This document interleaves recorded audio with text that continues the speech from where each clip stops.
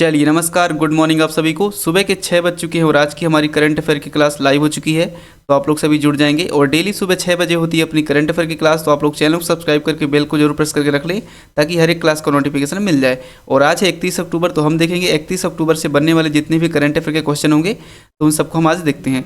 तो चलिए क्लास को स्टार्ट करते हैं। तो हम यहाँ पे दो प्रकार के क्वेश्चन लेके आए हैं, एक MCQ क्वेश्चन और थोड़ा सा हमने वन लाइनर क्वेश्चन को लेके आया है। तो सबसे पहले देखते हैं वन लाइनर क्वेश्चन। तो आज है 31 अक्टूबर और रोज़ की तरह सबसे पहले देख लेते हैं कि आज के दिन क्या स्पेशल है। तो सबसे पहले नोट करेंगे अंतर्राष्ट्रीय इंटरनेट दिवस 29 अक्टूबर को मनाया गया है। हाल ही में नोट करेंगे अंतर्राष्ट्रीय इंटरनेट दिवस 29 अक्टूबर को मनाया गया है। और 30 अक्टूबर को कुछ खास नहीं था, तो आगे नोट करेंगे राष्ट्रीय एकता दिवस यानी कि आज 31 अक्टूबर को मनाया जाता है। ठीक, राष्ट्रीय एकता दिवस 31 अक्टूबर को मनाया जाता है। और विश्व शाकाहारी दिवस 1 नवंबर को मनाया जाता है। ठीक, एक दिन बाद का देखें तो विश्व शाकाहारी दिवस 1 नवंबर को मनाया जाता है। नोट करेंगे आप सभी लोग। और 1 नवंबर को क्या क्या चीज़ें स्पेशल है नोट करेंगे। देखिए 1 नवंबर का जो इतिहास है इसमें छत्तीसगढ़, पंजाब, हरियाणा, मध्य प्रदेश, कर्नाटका, केरल और आंध्र प्रदेश राज्य शामिल हैं।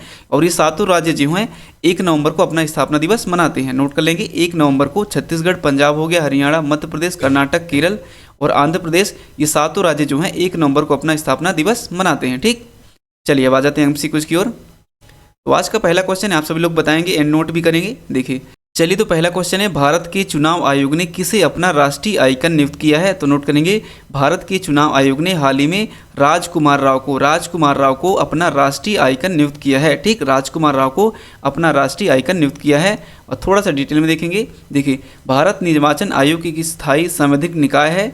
संविधान के अनुसार निर्वाचन आयोग की स्थापना 25 जनवरी 1950 को की गई थी। नोट करेंगे संविधान के अनुसार निर्वाचन आयोग की स्थापना 25 जनवरी 1950 को की गई थी। और आयोग ने अपना स्वर्ण जयंती 2001 में मनाया था। ठीक, तो राइट आंसर राजकुमार राव को। अगला क्वेश्चन है, निम्नलिखित में से किस देश ने अक्टूबर 2023 में भारतीयों के लिए वीजा मुक्त प्रवेश की मंजूरी दी है। तो नोट करेंगे हाल ही में श्रीलंका सरकार ने अक्टूबर 2023 में भारतीयों के लिए वीजा मुक्त प्रवेश की मंजूरी दे दी है। ठीक, थोड़ा सा डिटेल में देख लेंगे। देखिए श्रीलंका सरकार ने सभी यात्रियों के लिए एक महत्वपूर्ण घोषणा की है।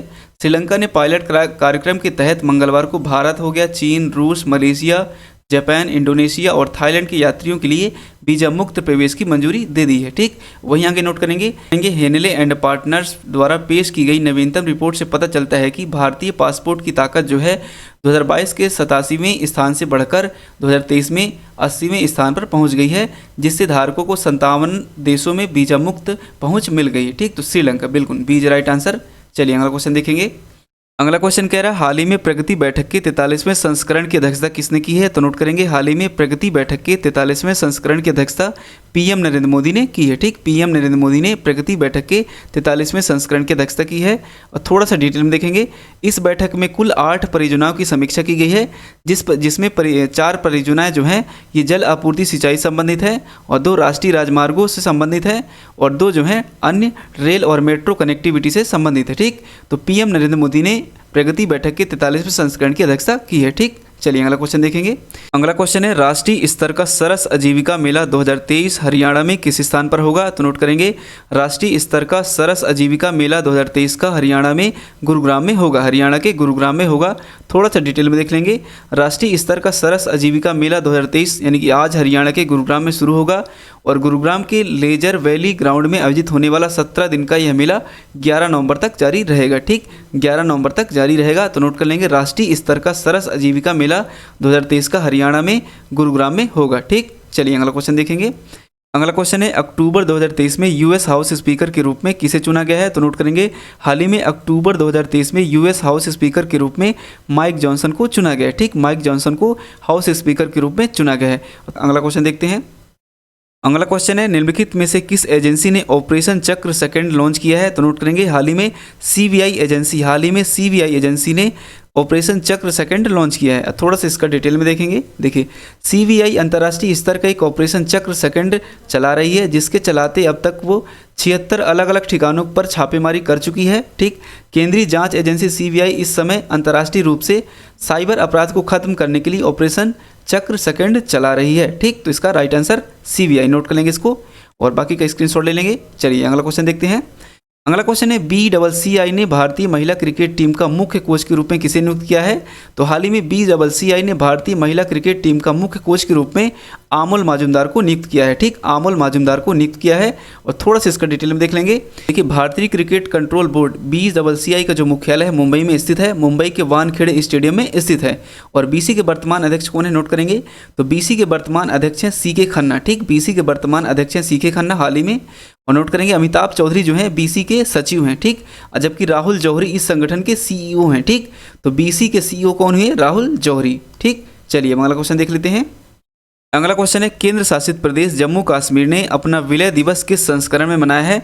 तो सबसे पहले समझ लेते हैं जम्मू कश्मीर का विलय। ठीक, तो सबसे पहले यहाँ पे देखेंगे विलय दिवस 2023 केंद्र शासित प्रदेश जम्मू कश्मीर ने 26 अक्टूबर को मनाया जाता है इसका विलय दिवस। और वहीं पर नोट करेंगे भारत का केंद्र शासित प्रदेश जम्मू कश्मीर 1947 में विलय पत्र पर ऐतिहासिक हस्ताक्षर की स्मृति में 26 अक्टूबर को सार्वजनिक अवकाश के रूप में मनाया जाता है। ठीक, तो हाल ही में मनाया गया 26 अक्टूबर को केंद्र शासित प्रदेश जम्मू कश्मीर का विलय दिवस। तो ये पड़ा है 76वां संस्करण कहलाएगा। ठीक, क्योंकि 1947 में इसका विलय किया गया था, तो 76वां संस्करण पड़ेगा 26 अक्टूबर को।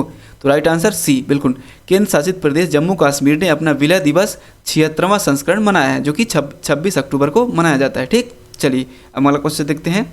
अगला क्वेश्चन है हाल ही में वायुसेना कमांडरों का सम्मेलन किस स्थान पर आयोजित किया गया है? तो नोट करेंगे हाल ही में वायुसेना कमांडरों का सम्मेलन नई दिल्ली में आयोजित किया गया है। ठीक, नई दिल्ली में आयोजित किया गया है। और थोड़ा सा डिटेल में देख लेंगे। देखिए, रक्षा मंत्री राजनाथ सिंह ने गुरुवार 26 अक्टूबर को नई दिल्ली में वायुसेना कमांडरों के 2 दिवसीय सम्मेलन का उद्घाटन किया है। ठीक, तो राइट आंसर नई दिल्ली। और रक्षा मंत्री कौन है अपने वर्तमान में? तो ये हैं रक्षा मंत्री राजनाथ सिंह। ठीक, जो कि 26 अक्टूबर को नई दिल्ली में वायुसेना कमांडरों का 2 दिवसीय सम्मेलन का उद्घाटन किया है। ठीक, तो राइट आंसर नई दिल्ली। चलिए अगला क्वेश्चन देखते हैं। अगला क्वेश्चन है हाल ही में नई दिल्ली में लॉन्च किए गए हैकथॉन का नाम क्या है? तो हाल ही में नई दिल्ली में लॉन्च किया गया जो हैकथॉन है इसका नाम है विमर्श। ठीक, थोड़ा सा डिटेल में देखेंगे। देखिए, सरकारी हैकथॉन 2023 क्या है, तो समझेंगे इसको।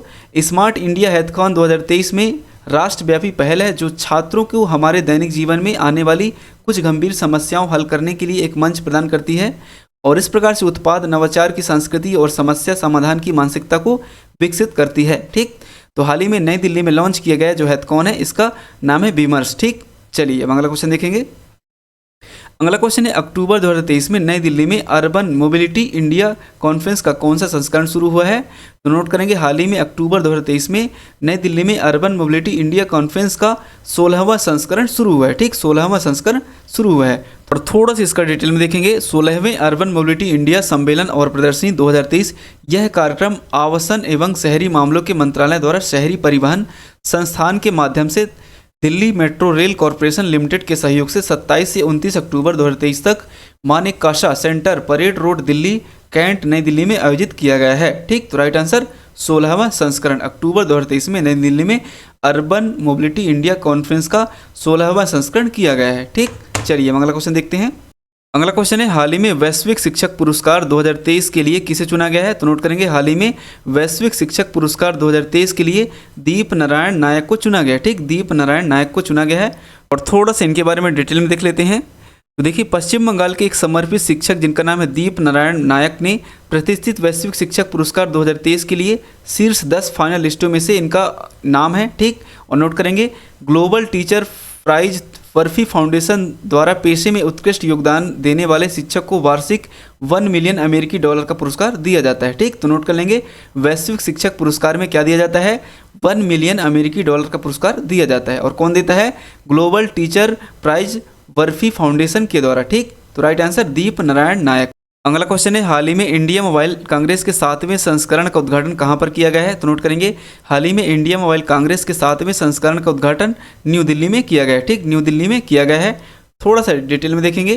प्रधानमंत्री नरेंद्र मोदी ने शुक्रवार को यानी कि 27 अक्टूबर को, नोट करेंगे, प्रधानमंत्री नरेंद्र मोदी ने शुक्रवार को नई दिल्ली में स्थित प्रगति मैदान के भारत मंडपम एशिया में सबसे बड़े टेक्नोलॉजी मंच इंडिया मोबाइल कांग्रेस 2023 का उद्घाटन किया है। और अगला क्वेश्चन है हाल ही में किस देश ने चीन के साथ विभिन्न क्षेत्रों में 12 नए सहयोग समझौते पर हस्ताक्षर किए हैं? तो नोट करेंगे हाल ही में नेपाल। नोट करेंगे हाल ही में नेपाल जो है चीन के साथ विभिन्न क्षेत्रों में 12 नए सहयोग समझौते पर हस्ताक्षर किए हैं। थोड़ा सा डिटेल में देखेंगे। हाल ही में चीन और नेपाल ने व्यापार, सड़क संपर्क और सूचना प्रौद्योगिकी सहित कई क्षेत्रों में द्विपक्षीय सहयोग बढ़ाने के लिए 12 समझौते पर हस्ताक्षर किए हैं। ठीक, तो राइट आंसर चीन और नेपाल के बीच किए गए हैं। ठीक, जो कि नेपाल इसमें ऑप्शन में नहीं था, तो नोट कर लेंगे। हाल ही में चीन और नेपाल ने व्यापार, सड़क संपर्क और सूचना प्रौद्योगिकी सहित कई क्षेत्रों में द्विपक्षीय सहयोग बढ़ाने के लिए 12 समझौते पर हस्ताक्षर किए हैं। ठीक, तो अब आज की इस क्लास को यहीं खत्म करते हैं। कल मिलते हैं अगली क्लास में, तब तक के लिए नमस्कार, थैंक यू।